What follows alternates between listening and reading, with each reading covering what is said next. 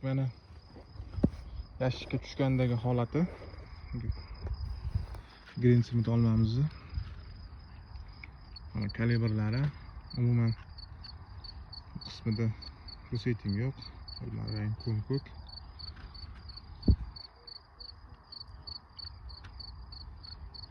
Iriligi ham juda ajoyib mana. Semerinkadan voz kechib mana mashinamga o'tadigan payt keldi.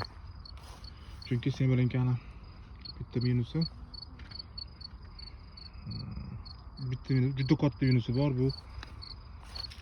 Birinchisi solkashlikka chalinadi, yoyilib o'sadi va kompyuterga juda chalinuvchan bo'ladi. Bu aynan bu navda unday xususiyati yo'q. Bu navdan olib chiqishimizdan maqsad shu O'zbekiston bog'dorchilik sohasini keyingi bosqichga olib chiqishga o'z hissamizni qo'shish.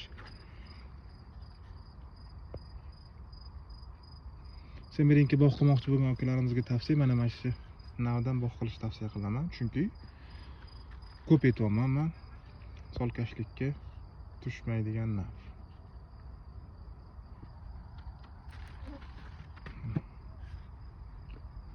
Bozor girligi ham Semerinkada ancha qimmatroq sota olamiz.